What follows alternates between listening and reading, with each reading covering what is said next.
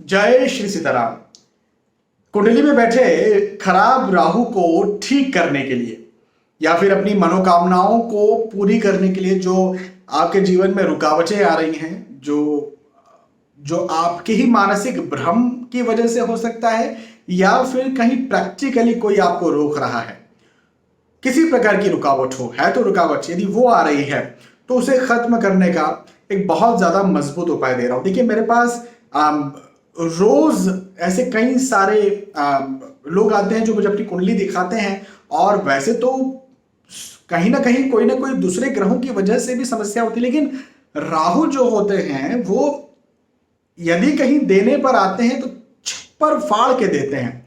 अब वो छप्पर फाड़ के पॉजिटिव भी देते हैं और अनफॉर्चुनेटली नेगेटिव भी देते हैं।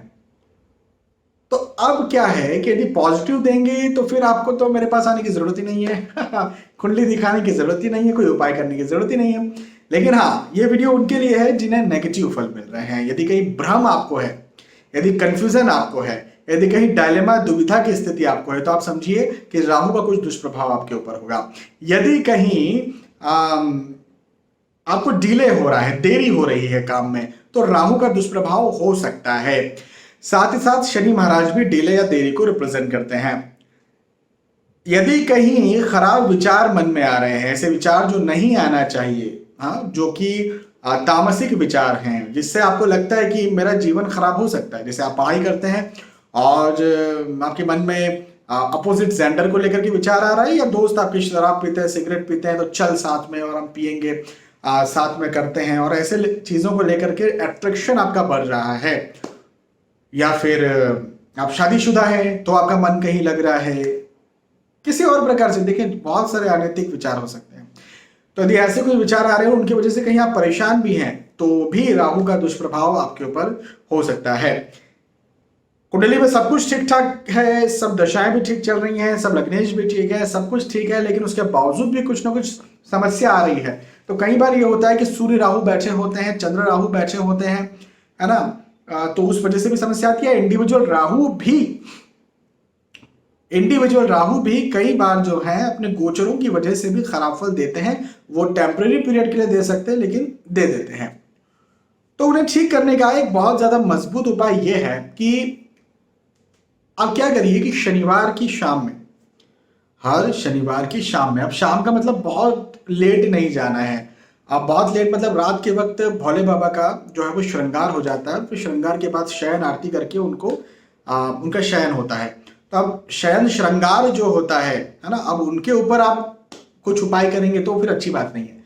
तो शयन श्रृंगार के पहले ये उपाय करना चाहिए आपको। तो शाम के वक्त, और खासतौर पर प्रदोष का मतलब होता है कि जब सूर्यास्त होने वाला हो और हो रहा हो, उसे प्रदोष कहते हैं। हम बोलते हैं ना सनसेट पॉइंट है, तो सनसेट देखने जाते हैं, तो सनसेट आप प्रदोष काल में देखने जाते हैं कहीं पर भी। तो प्रदोष काल में आप भोले बाबा के मंदिर जाइए और भोले बाबा पर वहां पर तांबे के लोटे में शुद्ध जल भर करके तो लेके जाना ही है, साथ ही साथ थोड़ा सा भांग भी लेके जाना है। जितना आपकी मर्जी हो, भांग लीजिए। भांग का पेस्ट हो सकता है, पाउडर हो सकता है, जैसा भी आपकी इच्छा। और वो उस जल में अच्छी तरह से घोलिए। फिर मिश्री लीजिए, मिश्री या जिसे खड़ी शक्कर कहते हैं, है ना, शुगर रॉक, या फिर शक्कर भी आप ले सकते हैं। तो इसे भी आप मिला लीजिए थोड़ी सी मात्रा में, और इसे अच्छी तरह से घोल लीजिए ना। अब ये जो घुला हुआ जो घोल है भांग का, शक्कर का, पानी का, तांबे के लोटे में, अब इसे ओम नमः शिवाय इस मंत्र का जाप करते हुए, 11 बार इस मंत्र का जाप करते हुए, और महामृत्युंजय मंत्र का 11 बार जाप करते हुए भोले बाबा पर धीरे धीरे धीरे धीरे धीरे चढ़ाए, ताकि 11 बार ये दोनों मंत्र आपके हो जाए, है ना। धीरे धीरे भोले बाबा पर धार चढ़ने दीजिए। आप चाहें तो तांबे के लोटे को और बड़ा कर सकते हैं। आप चाहें तो एक बाल्टी ले सकते हैं जिसमें आप पूरी तरह से घोल लीजिए। आपको एक लोटा नहीं और ढेर सारे लोटे चढ़ाना है, वो भी आप चढ़ा सकते हैं। कम से कम एक लोटा तो चढ़ाना ही चाहिए। तो ये जो है ये आप चढ़ाएं, और साथ ही साथ अपनी विश मांगते जाए, विश अपनी मनोकामना मानते जाए। आपके मन में कुछ कामना होगी, है ना, जिसके लिए उपाय कर रहे हैं। ऑब्वियसली परेशान है तभी ये उपाय कर रहे हैं। तो जो भी परेशानी है, वो मन का भटकाव होगा, वो डिले होगा, वो देरी होगा, वो कार्य में रुकावट होगा, वो शत्रुओं की परेशानी होगी। शत्रु भी राहु की वजह से परेशान करते हैं। कोर्ट केस लिटिगेशन का जो चक्कर होता है वो भी राहु की वजह से कई बार होता है।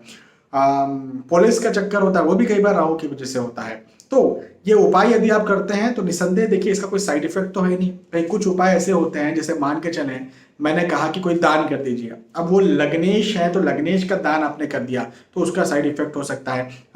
किसी ने कहा कि ये मंत्र कर दीजिए, अब वो मंत्र जिस ग्रह का आप कर रहे हैं बीज मंत्र, वो ग्रह आपकी कुंडली में अच्छा है तो वो ग्रह आपका शांत हो गया मंत्र करके, तो और साइड इफेक्ट हो गया।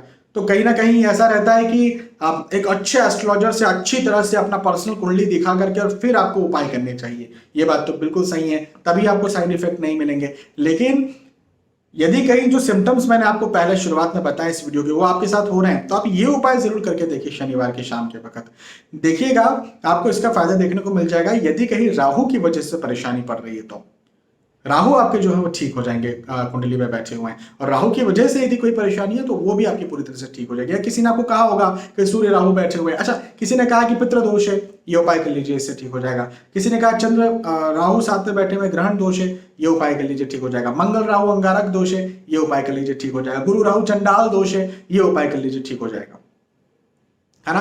तो मल्टीपल जो समस्याएं हैं यदि कहीं कुंडली में, तो इस उपाय से जो है वो सारी समस्याएं आपकी ठीक हो, ऐसे पूरे पूरे चांसेस हैं। तो आप ये उपाय करिए और फिर देखिए इस उपाय का कमाल, ठीक है। तो मुझे लगता है कि आप करेंगे, और यदि कहीं आपके घर या परिवार में किसी को परेशानी है तो उसको जरूर से लाभ मिलेगा, और लाभ मिलता है तो जरूर आप कमेंट करके बताइए, और करेंगे कि नहीं करेंगे ये भी कमेंट करके बताइए। बहुत बहुत धन्यवाद। फिर मिलते हैं आने वाले वीडियोस और एपिसोड्स में, तब तक के लिए आज के इस वीडियो आपसे विदा चाहता हूँ। जय श्री सीताराम।